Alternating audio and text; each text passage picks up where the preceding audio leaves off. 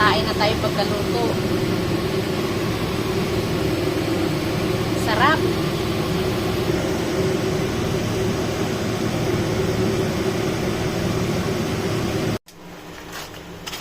Ito na, kakain na tayo. Okay na yan, may konting sabaw-sabaw. Ano ko talaga, pina-dry up ko ng konti. Let's eat. Kain na. Oh, may bahaw tayo dito. Oh. Ano to? Tanghalian, almusal tanghalian na diretso na to. Kain.